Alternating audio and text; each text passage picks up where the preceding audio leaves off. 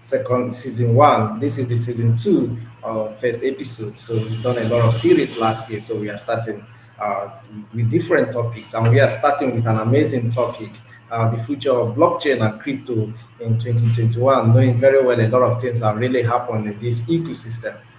So I have an amazing innovators, authors, and people who are doing amazingly well in the ecosystem who have joined us to talk about this interesting topic. With us here is Professor H.C. George, who is author of The Generation Bitcoin. Prof. George, you're welcome to Coin News Extra. Yeah, thank you for this invitation. And I guess we have a good discussion on all the topics here. And yeah, the future looks good, huh? Yes, thank you very much. You're welcome. Yeah. Also joining George to talk about this amazing topic is Jean Philip Budet. He is the founder Chess Hot Community Project. Jean, you are welcome to Coin News Extra. Hi, pleasure to be with you guys. It's a pleasure to have you. So as we are doing the introduction, we have also who just joined us. He's Alex Borobet, who is the Government Blockchain Association West Coast and Canada leader. Alex, you are welcome to Coin News Extra. Hey, good day. Thank you. I've had a few issues with my Zoom. I couldn't see myself, but I'm glad to be here. Thank you. It's a pleasure to have you. You're welcome. So we really appreciate you bringing our time to come and talk about interesting topic and to educate the people in the ecosystem, so we know a lot of things are happening in this ecosystem. So before I proceed, I'm Lee, the CEO of Coin News Extra. I will be moderating this panel, and I want to say a big shout out to our sponsors and partners, Hot Community, Project Hydro, Sigma, and MTech. So I also appreciate our audience who took our time to join us. Also, we have audience here on Facebook and here on Zoom. Thank you very much. So let's proceed. We are talking about the future of blockchain and crypto in 2021. So we want to see a lot of, we are in the ecosystem and we see what is happening. So we want to see if it will continue this year or it will get better this year. So, but before we go talking about the future this year, let's take a look at what happened last year. So, you know, a lot of things happened. Institutional investors, the likes of PayPal coming into the ecosystem, and a lot of things are happening. So, what's your assessment about this ecosystem, the things that happened last year? Let me start with you, Prof. George. Okay, last year was a very astonishing year for everyone who didn't believe that we will come into an economic crisis. So what I've seen is, and what I've followed up was that for me, it was clear in the beginning of the year that Bitcoin will make a jump in the end of the year. And yeah, I was very fine with that 30,000. And we have seen that the crisis made Bitcoin resistant. So we have seen that a lot of things happen around Bitcoin. And for me, the most assessment moment was when the halving was coming in. So many people expect the halving in May to set the prices up, but normally the markets are in full trade. That means if a halving is coming, it doesn't come out that the limitation of Bitcoin is there. So what happens is it takes a few months until the market are dry and the demand for Bitcoin is higher than the output. So, and finally, MicroStrategy invested in that time, and a couple of other institutionals came and rushed into the Bitcoin when the halving effect was coming in. So that was a nice circumstance, and it proves that the Bitcoin was independent from the stock markets. And that was a very nice thing to see, because a lot of disbelievers from the 2017 crash who didn't understand why it crashed were always believing that it was a bubble. So, and yeah, finally, I was very satisfied that I was right in 2018 when I was saying in 2020 we will surpass 20,000. Interesting. Well, Alec, what's your assessment about events that happened last year, 2020? Was that? Oh, that was for me. It's for you. Just your assessment. Yeah. You know, I want to start by introducing myself. So my name is Alex Warbetz. I'm I'm here with the GBA, the Government Blockchain Association. I'm based out of Sacramento, California, which is the capital of California. And so a little bit about the GBA. The GBA is we're a global organization, and our mission is actually to introduce emerging technologies such as blockchain to international, federal, and state, or federal, state, and local government. And so I can speak. I can speak to the topic of blockchain. I definitely can speak to the topic of cryptocurrencies. But when you ask me a question of what is, what is an assessment of the sector or of blockchain, the blockchain industry for 2020, my assessment is that it was the year of which blockchain matured to the point where adoption started happening. And so financial services industries are typically some of the first industries, or one of the first industries that start to adopt emerging technologies. And we saw it all over we're seeing it today, that blockchain technology is being leveraged, especially within DeFi or in other spaces. So I feel like 2020 was the year that blockchain technology became relevant. Interesting, and that's a very nice one. So for our audience, in case if you have questions for our panelists, you can drop it on the Q&A session. And when the time comes, we'll be picking questions from there. So let me move to Jean. Jean, what's your assessment of the industry last year? Hi, hi everyone. Well, assessment. That's an interesting question. A bit. I will go to the same side. For me, 2020 has been the year that could have looked pretty much like 2017. It was very, very curious to me all year long when we started to see Bitcoin rise up and we started to see this new movement, which was unpredictably either a new ICO 2.0 or was really what we could call the adoption of crypto. For myself, I like to refer this as the hunt for yield. There is this new thing that happened in which crypto evolved to try to be a more advanced layer based on depth and based on pooling that for me made more sense, and that created this situation in which a lot of people that found crypto to be unfriendly, difficult, or just sexy but mysterious started to understand yield. Yield is something that literally everyone understands. It is something that is passive. It is something that is securing. So will that lead to a major crash or a major bubble? That's an interesting thing. I'm not a trader assessment. I'm a tech guy, seriously. But my assessment is that we are starting to see this new wave of adoption that most probably 90% of the project that started on this wave may not be there in 2 years' time. But as usual, this will be the selection of the best and those who goes the farther. And I think we're going to see a literally new ecosystem of economic be built itself over it.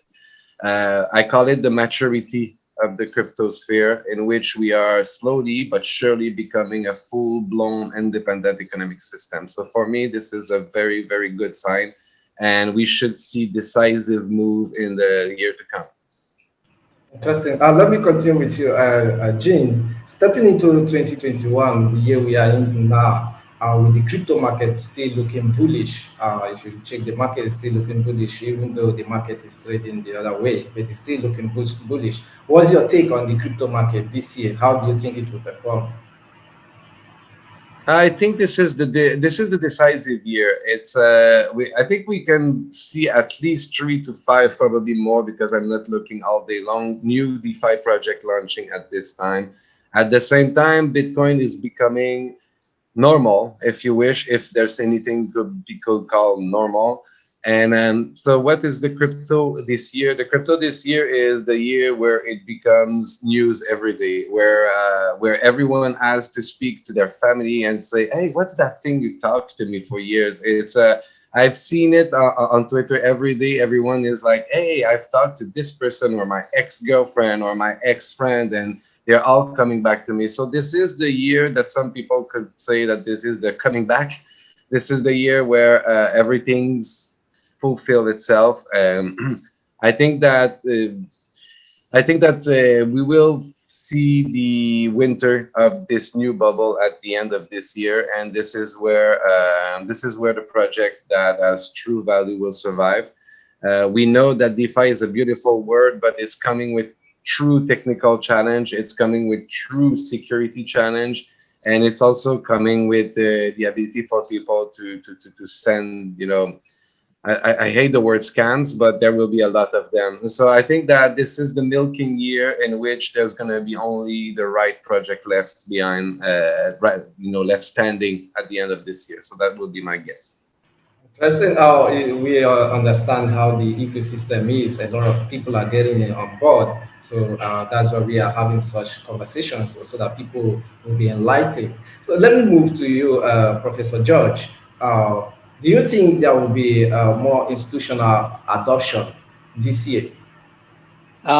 Yes, we will see more institutional adoption. I have a contact to a lot of companies who will invest millions in this market because there is one sentence which burned into the mindset of everyone.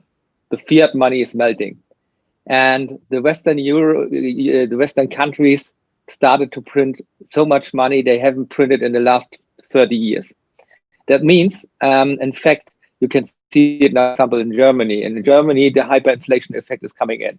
Our prices exploded in the winter because winter time is heating time. Everyone was waiting in the summer and kept their oil not selling to the market for cheap. And now it has become extraordinarily expensive. For example, the insurance costs explode and double near. So now everyone understand what I was saying when I was saying, okay, your money will melting in the winter time because everyone will charge you. Either if you sit at home and you have to heat your place because you are in a lockdown. So the lockdown will continue.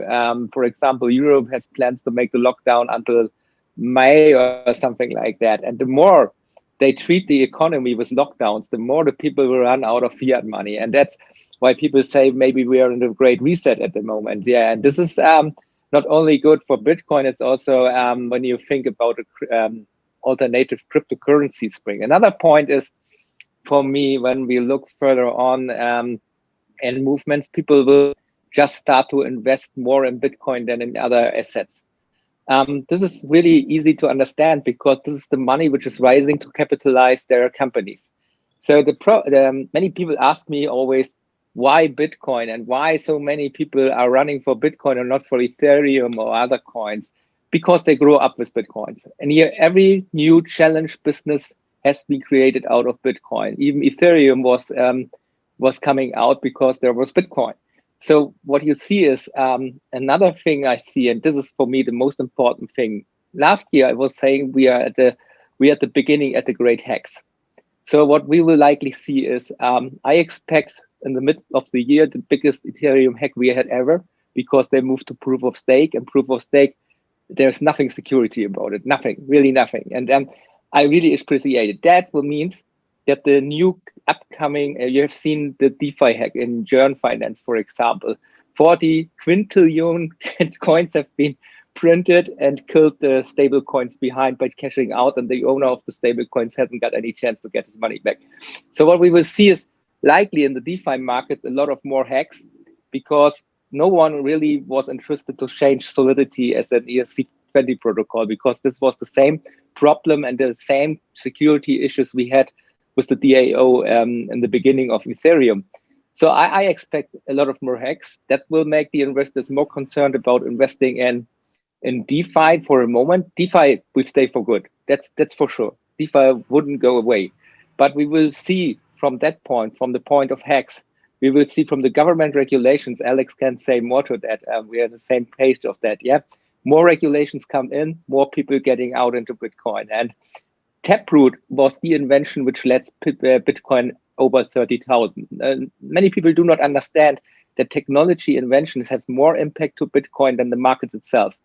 Taproot is technology where we can make ring signatures with no signature. That means we can transact one transaction you can see in the block, but I can connect hundreds of transactions behind this one.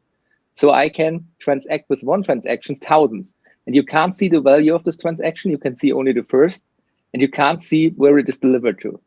So more and more wallets now start to adopt Taproot. And yeah, for privacy and necessary that you, for example, you've seen what happens to Trump and the Twitter accounts, and we have what happens to Parler, and to all these concerns about the big companies who control now the politics. More and more institutional will rush into Bitcoin because the value is going there. So for a good example is, for example, Elon Musk was saying, stay away from WhatsApp, try Signal. Everyone was running for Signal, and there is an insurancer called Signal Iduna. People who invested were thinking Signal Iduna is Signal. So in a night, 5,500 person spikes up in the stock of Signal Iduna, which is an insurance, then no, not the messenger service, you see how crazy the markets are.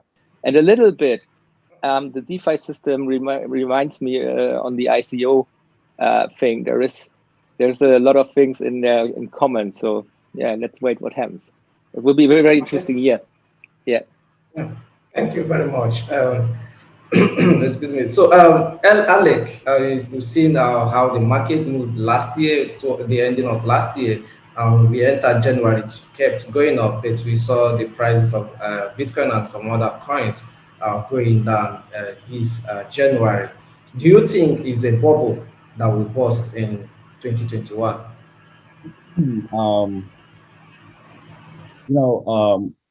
These are hard things to say, right?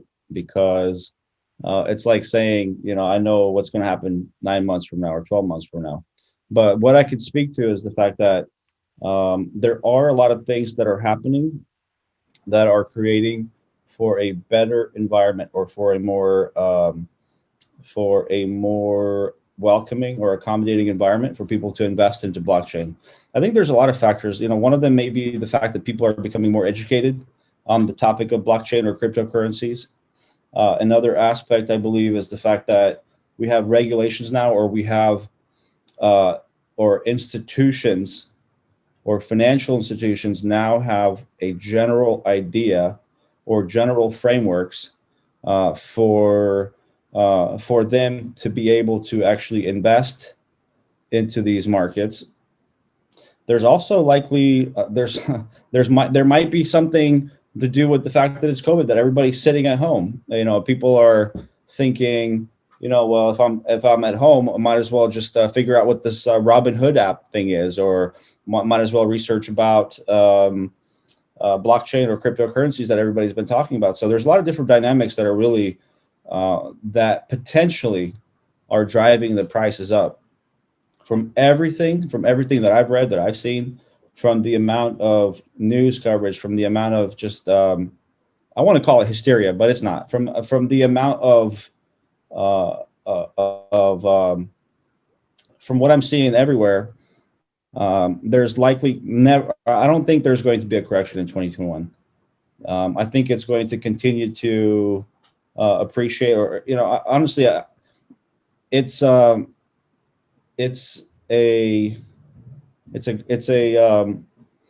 market into where more and more participants are, or there's more and more participants on a daily basis. And so when you look at it from that perspective, I don't see how there may be, or now that we have now that we have institutional money coming in, I don't see how there could be a correction. So, to answer your question, no, I don't see a correction happening in 2021. Interesting. There have been a lot of debates around that. People thinking it's a bubble. So, these are people's opinion. It's a personal opinion. So yeah, they're all opinions. Nobody can really tell you. But from all the signals that are available, or from everything that I've seen, I don't see there being less demand for Bitcoin or for cryptocurrencies. I believe the topic of the discussions here are for crypto and blockchain. And again, yes. With blockchain, that's a completely different book of business, or a completely different conversation. due to the fact that there's so many different variations of what blockchain is, or distributed ledger, or whatever you want to call it. So if we're to focus on only cryptocurrencies, then there's a lot to be said about that. There's a lot to be said about that topic, or just the state of the industry as a whole. Okay, interesting. Well, I want us to look towards the regulation side of it. We know there were many countries looked into regulations last year, 2020. So we also saw things that are happening, like the recent one was the one with Ripple. They having some issues with the SEC of America. So we want to look into this. How are the regulation going to be looking like? Will there be more regulations by government of nations? Alex, let me start with you. Will there be more regulations from government of nations? So in terms of regulations, honestly, we're going to see regulations. We're going to see new regulatory regimes all over the world, or they're just going to start to, or it's going to be possible to now put a box around what cryptocurrencies are, or to really understand the industry and figure out a way to regulate the actual, cryptocurrencies or digital securities, or whatever you want to call them.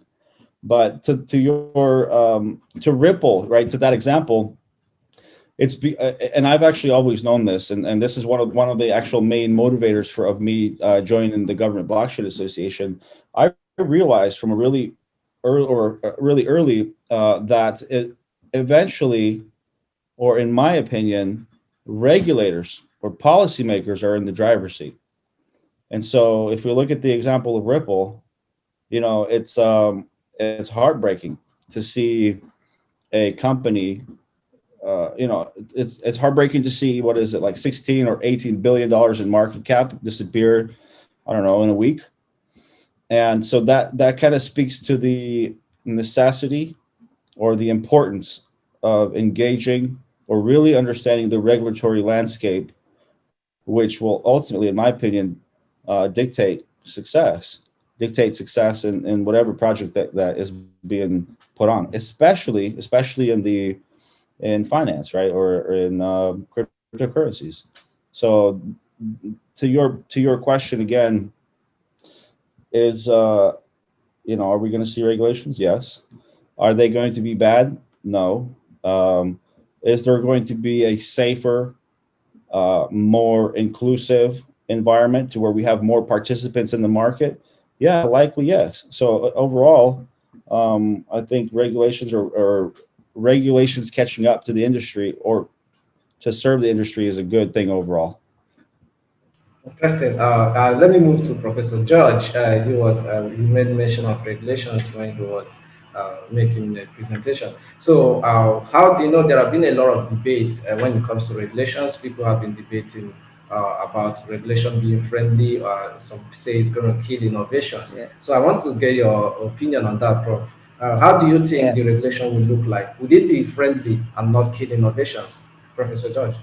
I see it from a very different perspective. The reason why I'm joined the Government Blockchain Association is to look further on how the regulation is going on. So, in our company, Sarkozy Consulting Education, we have a law professor with which I have a lot of discussions because it's a partner of me, and we train also in law. And but from a point, if you look, the SEC is regulating Ripple, and my understanding of regulation, that was the necessary point.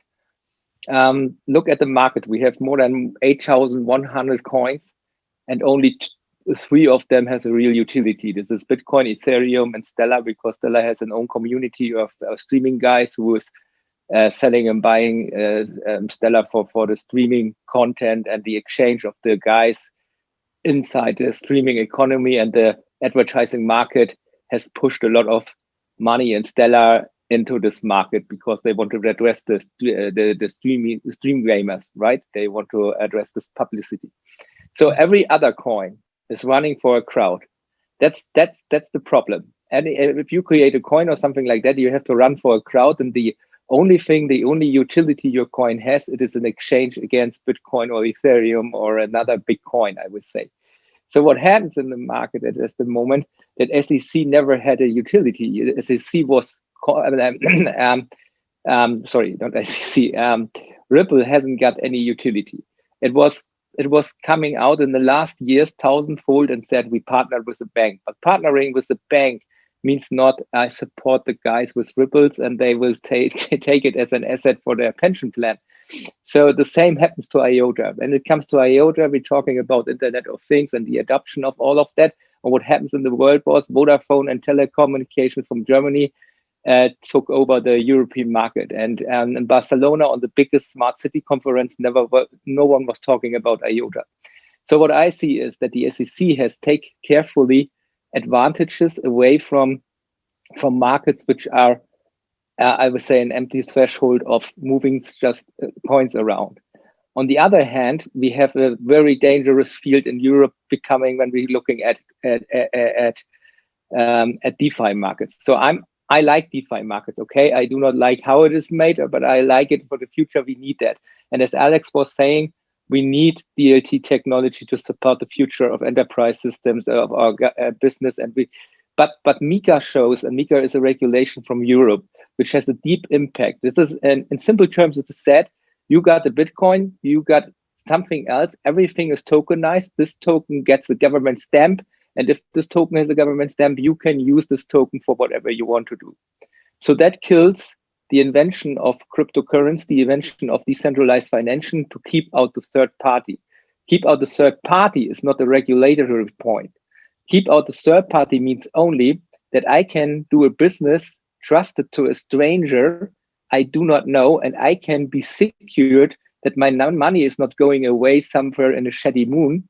Yeah, but it's regulated by the technology itself. And all these regulations coming out, and I see it with the work on the Government Blockchain Association, everything we do at the moment, supporting governments, working with governments, it's nice, it's lovely. But the idea to have a self-driven community in an economy of tokens and smart contracts has been killed with the invention of regulations in a way. We need regulations, of course, but the way how we regulate is the wrong one. Yeah, so the regulations keeps the freedom, and everyone needs a contract which is fulfilling the necessaries. But we can do it on smart contract base. That doesn't mean that we have to have an authority instance in there. So, and this I think so. I wanted to ask you a question. Do you think that all of the recent news in terms of the or the guidances that are being, I guess, all the guidances that are coming out, do you think that's had a net positive or a net negative on the crypto markets, just in general? For all the different guidances, for the markets itself, it will become a very strong time. Yeah. So for crypto markets, the only coin we have which is really independent, it's Bitcoin, because you can't address a company. For example, you can go for the Ethereum Foundation. Yeah, of course. There's no entity, but the question is, crypto market, it will become hard. Yeah. Do you think regulations is bad or good for the cryptocurrency markets? As it seems now, at the moment, it's bad. Yeah. At the moment, how it is done. There is no, people are still experimenting about the regulations. Yes. So it depends and it varies by countries. So in general, do you feel, my opinion on that is the fact that having, let's say, rules of the road or having guidance from the SEC, from the CFTC, from all these different agencies has encouraged or has enabled institutional money to come in and to really understand and to start to transact in these industries, right? And so that's the problem. You look at it from two different points of view, right? If you say, hey, let's keep government out of this, let's innovate, let's make sure that we can do whatever is necessary. We don't want to handcuff our ability to innovate. That's one side of the coin. If you look at the other side of the coin, if in fact you want a mature, liquid market, which is what everybody wants when it comes to developing a coin or DLT, whatever, then it's necessary. It's 100% necessary for institutional money. And look, there's a lot of people who want to buy coin, but if the second you give or you create an environment where institutional money can come in, it's a whole different ballgame. It truly creates the markets that are to which. Alex, I understand your point of view if you come from an institutional money and if you come from a regulated market out of institutional money. I totally agree with you in that fact. That's what the Winklevoss brothers was saying in the beginning, and everyone was saying that's why we have grayscale. That's the reason why we have these markets. But and this is this different in all of that. If I'm living in a development country, I can't access the markets because of KYC and AML. Yeah, I can't take advantage of them, even if I have hundreds of thousands of dollars in cash. So the next thing is, I mean, I think it's the other way around. Okay. Yeah, and the next thing is about all of that. This technology was invented, not meant to be that we have regulations in there. That was meant that the people write smart contracts that regulated themselves. So what happens is we created a world where we kill third parties normally, but the third parties wouldn't go away because that's the job. And the biggest job motor is the third party.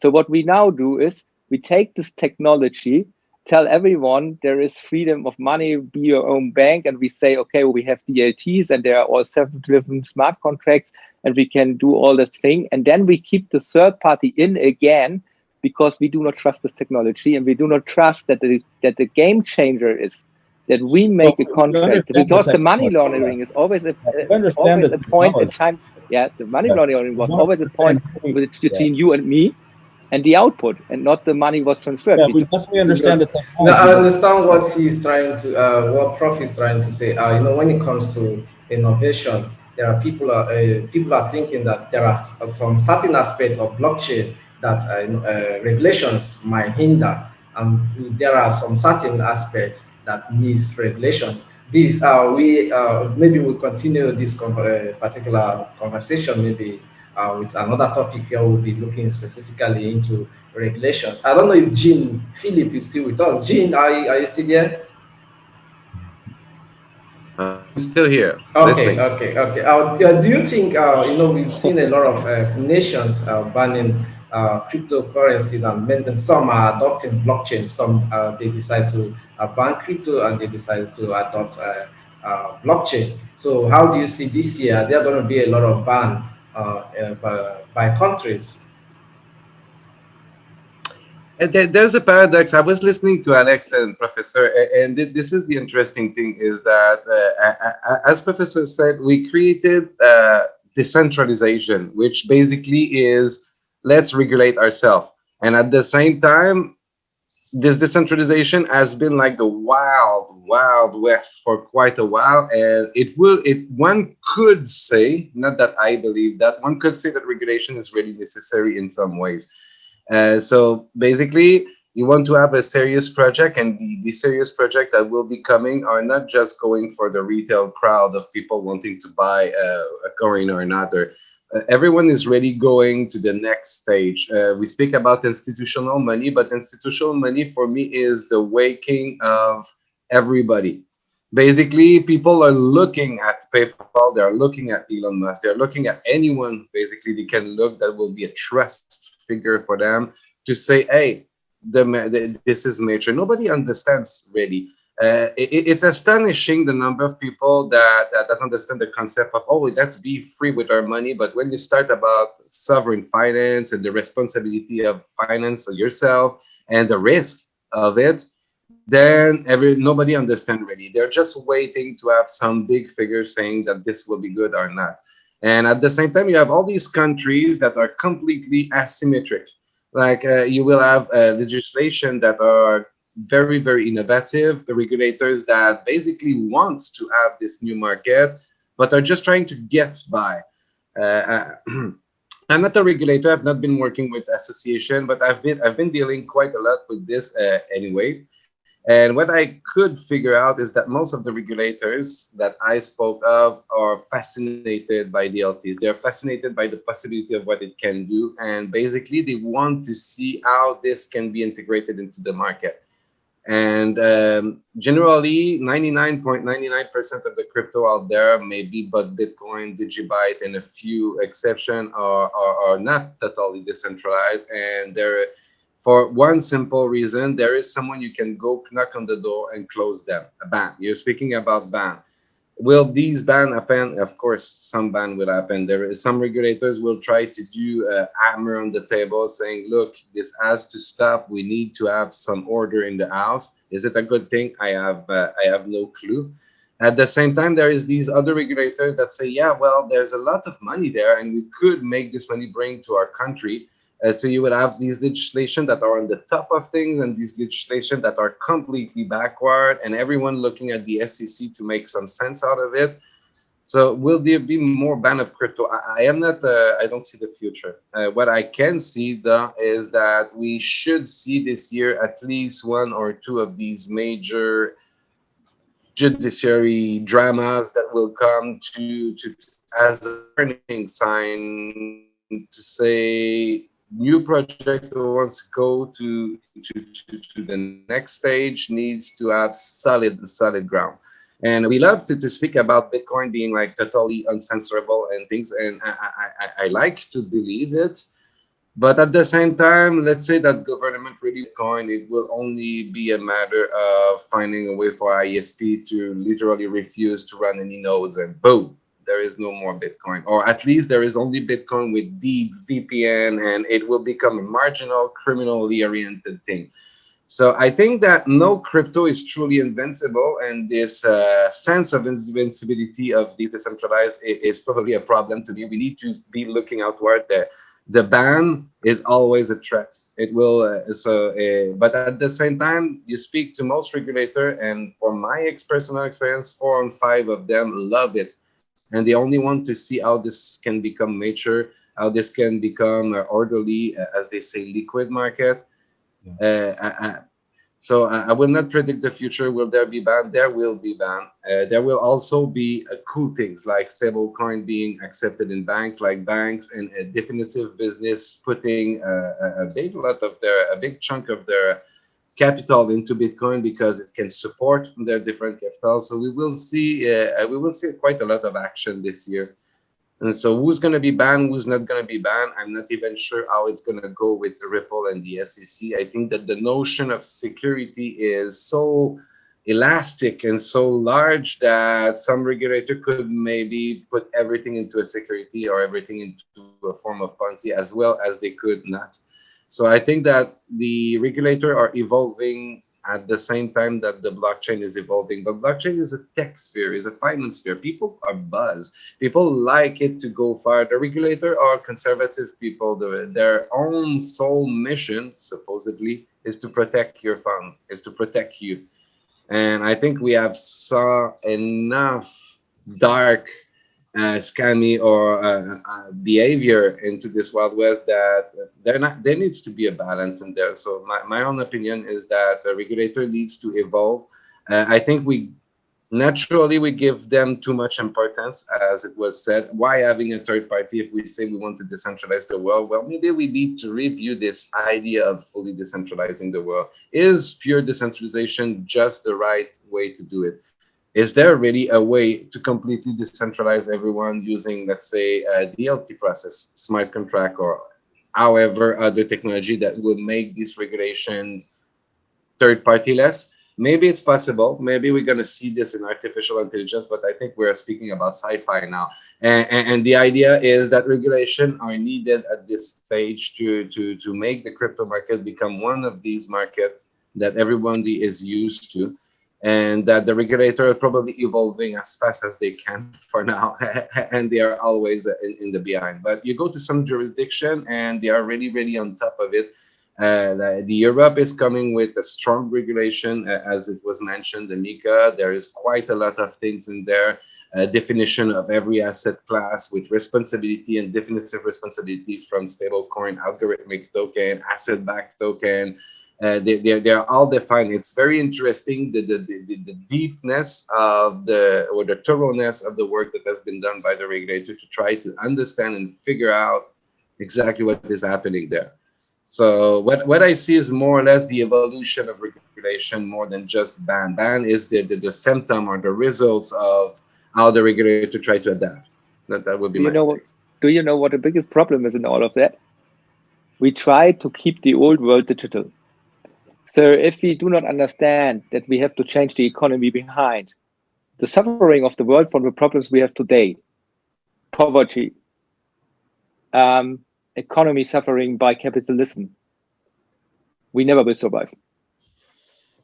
If I listen to your talk, this is like a fan base of the old regulated world. And I'm coming from a new perspective. I'm coming from a new world. I'm from outer space coming down to earth and saying, okay, we have an item, it's called Bitcoin. We have an item that's called digital ledger technology and distributed ledger technology. And now we can change the economy in a way that we have a chance to make a change. And no one, really no one of the old world will, because the old world made them rich and the richest won't give away. And that's the philosophy point in that. And that's you can't pull out of Bitcoin. If you say regulators can ban Bitcoin, for example, they can do, but Bitcoin has grown so much in the last 5 years that near 95% of all Bitcoin owners will be willing to drive to Japan and pay with their Bitcoins in that town if regulators took a ban on that. Yeah, but we have seen, $80 billion just almost of market cap go away in a matter of days. I think this is an example. Let's say that the ISP would now ban Bitcoin. What do you think would happen with the market cap of Bitcoin? Let's leave it to Alex. What do you think? What I think would happen, there'd be guys like George that'd be buying it for cheap. People buying all of it. But no, that's a good question. It depends. It depends if one can still transact or if there's enough demand for it. I'm sure it could kind of stay around or evolve into something different. But people are smart; they will stay around. Yeah, well, ultimately, it's going to affect the price of it, and maybe to a certain extent to where, it'll become irrelevant. But that's to that point. That's why having a structured regulatory regime or having, let's say, and not having a third party, but having rules of the road, right? Having something that says, hey, we're going to transact in such a way you can do whatever you want with your Bitcoin, but just remember, these things are not okay. You can't, there's certain checks and balances that have to be in place for one to transfer value. Let's say transfer value cross border, and so yeah, I mean, honestly, I don't know. These are all hypothetical things that likely will never happen. But the problem in all of this discussion is we had the same discussion when fiat was only there. So the problem is 23% of the Americaners are just paying taxes before cryptos and in cryptos. So that means around 70% of all Americanos are not willing to pay taxes, even if there's crypto or not. And then that's not the problem of the cryptocurrency space. It's a problem of the government and addressing the people to pay taxes. Interesting. Let me see. In case you are joining us, this is Coin News Extra Weekly Blockchain and Cryptocurrency Panel Discussion. It is season 2, episode 1. So we are looking at the future of blockchain and cryptocurrency in 2021. We have amazing innovators and analysts who have been helping us to discuss about this. Professor George M, who is talking about this with us, Alex Borobet, who is with us, Jean Philip Bidet, who is also with us. So now we'll be looking towards the directions of some questions from the audience.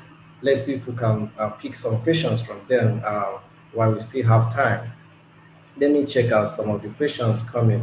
So I have the first one here is from Ben O. He said cryptocurrency is not regulated by government, which must see as an advantage, but it's a good idea for it not to be regulated by the government. But is it a good idea for it not to be regulated by government? So this person is. You want to go first, or do you want to go first? Okay. To make it clear, my standpoint is directly somewhere in the middle. We need a couple of regulations. For example, I never will allow an ETF, for example, from my opinion. Okay, so there is a regulating in businesses. For example, if you use DLT in business, it is okay. We cry for cryptocurrency regulations, but we never cried for DeFi regulations, right? So in my perspective, and we go for regulations, we have to regulate all over in one thing. And MiCA is the worst thing of that. So I believe that the Government Blockchain Association at the moment has better solutions for regulation and making recommendations for regulations. So I like Alex for that. He has a strong point of view in that. Yeah, we need some regulations, that's okay. But all over, we have to divide into two directions. We have a world which is business, and we have a world which is poverty. I want to say one thing. It's the fact that we have the technology for cryptocurrencies, for DLT to be compliant and to function, or to be compliant within the existing regulatory regimes.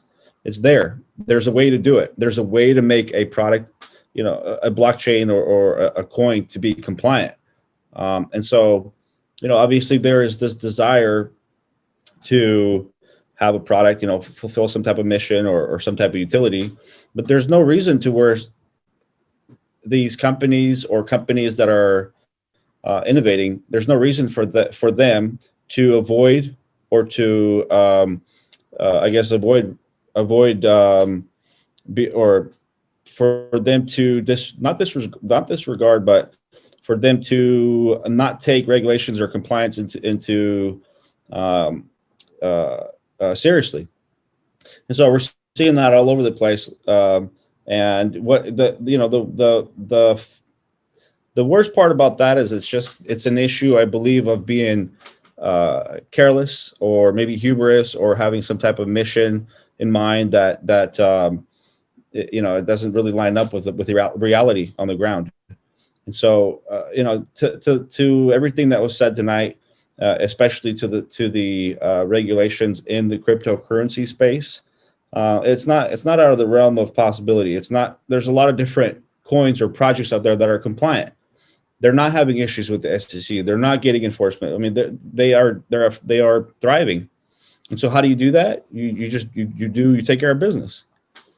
So I don't see where the conflict is with regulations, especially with all the new guidance that's coming out. There's no reason why you can't be proactive. I'm surprised Ripple did not lobby or get in front of this situation. I'm surprised that they're just dealing with it now. I'm surprised that there is I don't know how many billions of dollars of market cap that disappeared overnight. How does that happen? I don't know. But this is the fiat world. You see, that's what I said. If we want to change the economy, the stable economy, we have to change the rules of the economy. To that point, we live in the fiat world, and we live in a world where regulators and policymakers are in the driver's seat.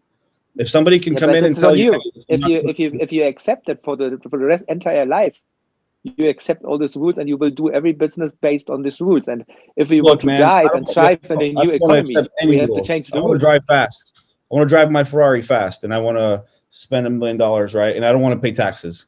But I don't know. I don't think I'll get too far. Well, actually, I'll get pretty far, but I don't think I'll like the end result. If you drive your, we do live in the fiat world. We have to take rules into consideration. And I, as much as I would like to have the ability to, live in a as long as the fiat world is not that fair for everyone, I do not agree. Peer-to-peer world, I think there is a necessity to kind of have some kind of framework, right? Something that says, hey, maybe we should, make sure that there's rules in place. Thank you, gentlemen. I don't know what kind of rules, but some kind of rules. We can see the passion, but Professor is right on one thing, is that I'm not a fan of regulation, whatever I've said.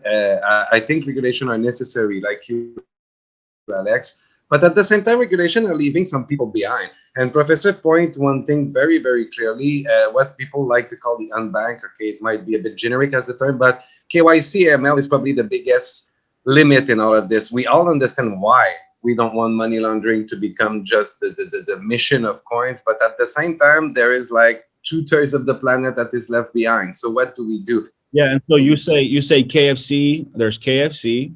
I'm sorry, there's KYC. KYC-ML, the identification part. KYC, yeah, there's KYC. There's KYCC, which is know your customer's customer. There's KYT, which is know your transaction. There's AML. I think we're on version number 5.0 at this point. There's beneficial ownership, which is a big deal in Europe. And then there's there's terror financing, there's Bank Secrecy Act. The more we get into it, the more layers of complexity that, let's say, a project has to deal with, the less likely or the less relevant distributed ledger technology becomes. Like, if you truly have to be compliant with, let's say, 10 different regulatory regimes to transact globally, especially in the West, then really we've just kind of removed all the benefits of transacting peer-to-peer. So I truly understand all these concepts. Sorry, Alec, I have to cut it short. We have a little time remaining. We have like 9 minutes to go. Let me see if we still have questions to take. Sorry, I have to cut it short. No problem. We have another question here. It says, so this question, maybe we have education. I have education question here, but this person is asking, since we are talking about the future of cryptocurrency, please, what is the future of cryptocurrency next week? Because I need to recover money lost and know the strategy to use regarding next week. So we'll be talking about cryptocurrency education. That's why you need education. So when we are talking about education, you know how far and the steps to take. So another question from, a question from Ibukun. It's an amazing discussion so far. What step or how can one know a coin or project with potential in order to jump in? So people are just asking questions about cryptocurrency. Is there any question, any answers for this last question? Okay. So I'll go first real quick. It's really, in my opinion, it's really easy to ascertain which project or which coin is going to be successful. And what you do is you look at which project has the most, let's say, religious or, let's say, cult-like following, right? Just go look at the number of tweets. They'll look at all the different items that show that there's a big community around it. And if you're able to find that, or if you're able to ascertain which project has the most community, which project has the most buzz, then you're typically able to, you're able to, let's say, predict which projects are going to be successful. So, just look at it as if it's a religion, right? The more people who are true believers in that project, the more likely that project is going to be successful. So that's just the short answer to that. Okay. Always ask yourself, if you have a project and a coin, you will likely find another project with the same topic and a coin. And then ask yourself why they failed and what is the difference in between. The next thing is, if you read a white paper and their development costs higher of 1 million or whatever they say in development costs. Bitcoin was created by idealists. Microsoft Word and all the software we got was created by idealists. That means a developer was not asking, what would you charge me? He was saying, this is the greatest thing on earth and I will work for free on it because the returns come back. So ask yourself if you see a presentation, and ask yourself if the guy who does the presentation and the PowerPoint is taken down, does he has to say something? If he has to say something, he understands his project. It is very necessary that you ask yourself to be aware of scam if the people understand their own project. Mostly in this space, people have a good concept from a marketing company and they do not understand their own project. But there are a few coins and a few projects out there which have the potential to be risen. So ask yourself a question. Every time you do a deal with someone strange, you want to have a paper, you want to have knowledge about the people who are behind or something like that. But most of the people invest in the crypto space without asking. So ask yourself, why do you not ask the people who want to have success with their project and compare? Thank you very much. Thank you very much. Okay, I want us to take this last question from me because of this question that this other person asked about losing money. So that's why I want us to look towards this direction. We see how the market is, and it's bringing in newbies into the ecosystem. People, so most of them are not properly guided and educated. So that's why I want us to take it. Prof, what can you say about blockchain education? Yeah, blockchain education. Education is the topic of the time. Most of the people I met, they come from a trading point of view, and they say, "I know everything about cryptocurrencies." Then we had a course with them, and I realized that they even haven't got an idea how big the DLT market has come. So, if I ask you, do you know a smart city concept which is in real life and has happened?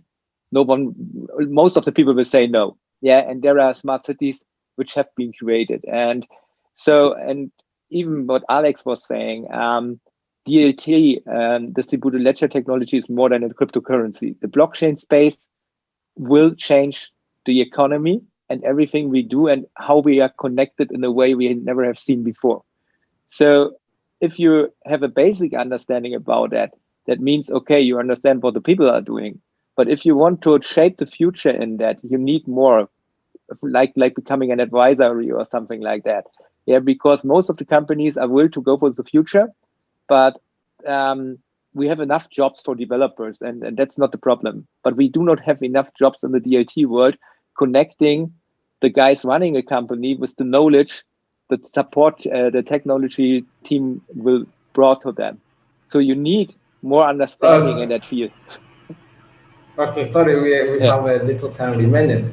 Sorry to cut you short. Alec, what's your take? How can you see the question this person asked? How can one stay safe in the ecosystem? I want to hear John talk, because I think Just in 1 minute. yeah, In maybe 1 minute. we can have John talk to that subject. But okay, so I think there's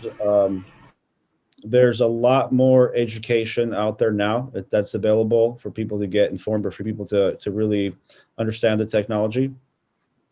And I would say that there's like 90, well, let's say 95% of it is actually just white. It's just noise in terms of people rehashing what they read somewhere else, or people speaking to a subject that they may not be most qualified. So what I tell people is, really get in there and really truly understand the concepts. Go to the experts. Don't just read Cointelegraph or whatever.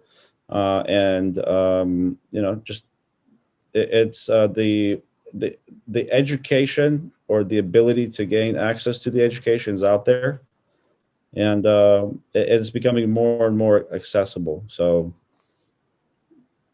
it's out there, I guess. Interesting. Jean Philip, lastly, let me get to you. Do you think the media should do more in enlightening people? Jean, are you with us? Absolutely. What Well, can you do say the about the media media? need to do more enlightening? That's a good question. We have these media starting to talk about Bitcoin. I'm not sure it's really enlightening, to be honest. It's really buzz and sensationalism oriented. Uh, as George said, the crypto education is probably the first thing I heard when I got into crypto. There was all these stand-up meeting with very much geek. Bitcoin was barely existent, and education was already the first concern. I think it has always been. It is a question of how can the media become more interactive in the way to procure knowledge. Sometimes you're astonished that the level of non how much people don't know, or don't understand about crypto. Even the name cryptocurrency is difficult to understand, and then you start to speak, well, blockchain is the technology, and then people are completely lost. So I think that even in the crypto sphere, there is quite a lot of gray zone on what you know or what you don't know, what you think you know or what you think you have discovered. So I think that the crypto education is on both ways. As George and Alex says, that the founder, the traders, the marketers, the tech guys, the financial people should get together to share knowledge. Because you think you know something when you're a great tech geek, but then you understand that your financial is just completely screwed up. Or you can think the best economic system and have a big security concern that makes a system go away. I think that the crypto I agree with that needs to be 100%. educated. Yeah, it's many different topics at one time. You almost have to be a polymath to really Exactly. you have to know a lot of different topics and subjects to really appreciate, let's say, a network design or a specific coin or just the utility that a coin may bring. And it's not just an issue of picking a winner. It's if there is if there is an educated approach to it, then it encompasses a lot of different things. And yeah, I mean it's a big book of knowledge, but it's not necessarily it's accessible if one is willing to educate themselves and train themselves up. It's out there, it's accessible, but it does take some time and effort to really understand all the dynamics that, let's say, affect price or affect the utility or affect the success of a coin or a project. Yeah. So yeah, you can be there 5-6 years and still learn things every day. So what I would say is that it starts between every one of us to educate ourselves amongst each other before having the not condescendence, but the idea of bringing this education to the rest of the world is that this sphere is still learning itself. We could say that we are learning to pilot while we are building planes and some are crashing around. So thank you, gentlemen. Thank you, gentlemen. We are even past the time. So just 1 minute. I would like to get your closing remarks. Jean, Philip, I would like to get your closing remark in 1 minute. My final remark in 1 minute is that we live into the edge of a real new world. I agree with all the position today that basically we need to change the way we see regulation and we see all of this. At the same time, we need to find what is the reasonable ground in this. And I think that reasonable ground is always based on compromise. So that will be my my closing remark. Thank you very much. Alec, what's your closing remark? Just something really simple, really quick. We're going from a account-based economy to a wallet-based economy, and so if you look at the trends, we first had the mainframe internet age, and then we had, let's say, PCs, and then we had mobile, or I'm sorry, we had internet, and then we had mobile. And now I believe we're in the fifth stage of innovation. And so just like what happened when the internet came about, and just like what happened when mobile phones came out, when Apple actually started to really innovate mobile phones, this is just another natural progression, another cycle in technology and how it's going to be developed, or how it develops. And it's something to really understand, to get ahead of, because it'll have a tremendous impact on our lives. Thank you very much, Alec. Professor George, what's your closing remark in 1 minute? Okay, we are on the edge of technology, and we are on the edge of deciding which philosophy is the best for you. So the ethic in all of that is the most important thing. So once the technology can become a George Orwell nightmare of control, that's for sure. If everything is connected by Internet of Things, we can control everything, we can forecast everything. So if regulation is going to become a nightmare or not, this is a question for you. So everyone should maybe have a little bit in Bitcoin, because you will see the day when it is invisible. So this is the balance.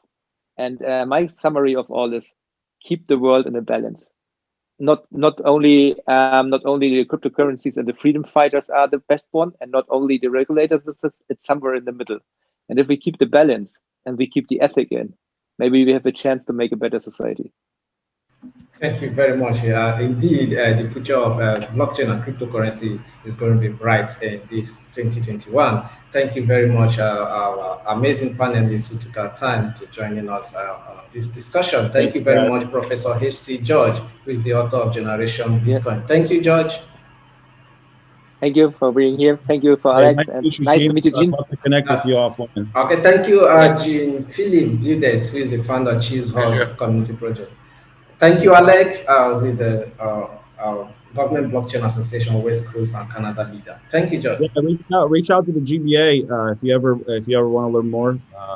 Always available. Just reach out to us, and we'll do our very best to accommodate. Thank you very much, and also my amazing shout out. All guys. Thank you, our audience who took our time. Thank you very much. And to our sponsors and partners, thank you very much. Bye-bye. Thank you. Bye-bye. Okay.